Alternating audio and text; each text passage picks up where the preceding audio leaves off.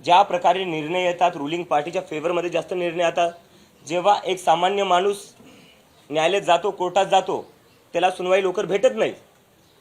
त्याला सांगण्यात येते की नंतर या, तारीख पे तारीख जे आपण म्हणत असतो मजाकमध्ये, पण ती खरी व्यवस्था आहे. पण तिथंच एखादा मोठा बिझनेसमॅन असो, तो कोर्टात जातो, त्याला लगेच हिअरिंग भेटती, अर्जंट हिअरिंग होती, त्याच्यावर लगेच सुनवाई होती आणि त्याच्यावर लगेच ऑर्डर पण येऊन जातो. पक्ष तोडायचे असतील त्याच्यावर कोर्ट लगेच निर्णय देतो. आमदारांना इकडून तिकडे करायचं असेल त्याच्यावरही कोर्ट लगेच निर्णय देतो. पण जेव्हा सामान्य नागरिकांना न्याय पाहिजे तेव्हा कोर्टाकडे वेळ नसतो.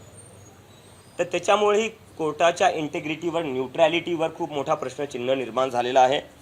आणि दुसरं आहे, आता तुम्ही सगळे मीडियाचे साथी खूप सगळे आलेले आहेत, तुम्ही आलेले, तुमचा आम्ही खूप आदर करतो, तुम्ही ग्राउंडवरचे रिपोर्टर आहेत. पण एकंदरीत लोकांचा सगळ्यात जास्त राग जो आहे तो मीडियावर आहे.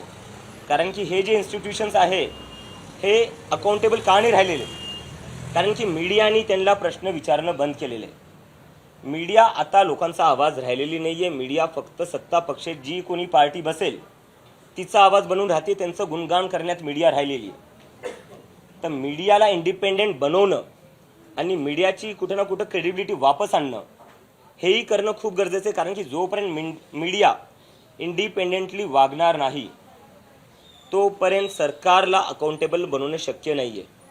तोपर्यंत कुठलाही इन्स्टिट्यूशन असो, मग ते कोर्ट असो, इलेक्शन कमिशन असो किंवा इतर पॉलिटिकल पार्ट्या असो, त्यांना अकाउंटेबल बनवणं शक्य नाही आहे.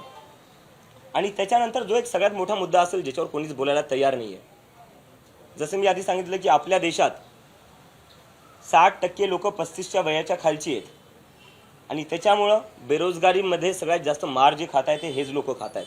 जंतर मंतरवर फक्त स्टुडंट्स नव्हते, जंतर मंतरवर बेरोजगार लोकही खूप होते.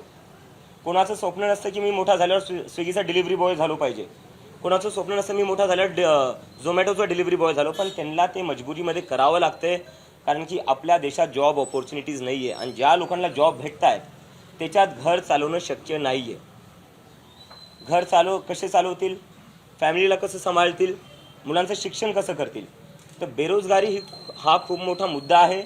जेवढे बेरोजगार आहे त्यापैकी 80% बेरोजगार असे आहेत ज्यांच्याकडे डिग्री आहे.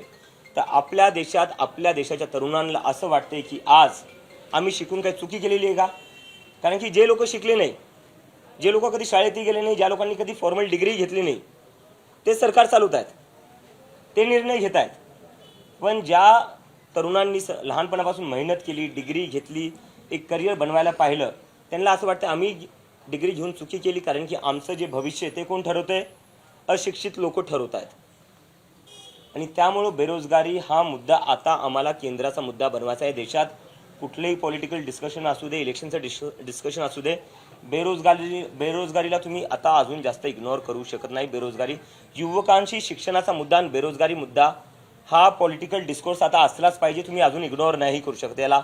आणि आता जर तुम्ही इग्नोर केलं तर जेनझीनी दाखवून दिलेले ते रस्त्यावर येतील.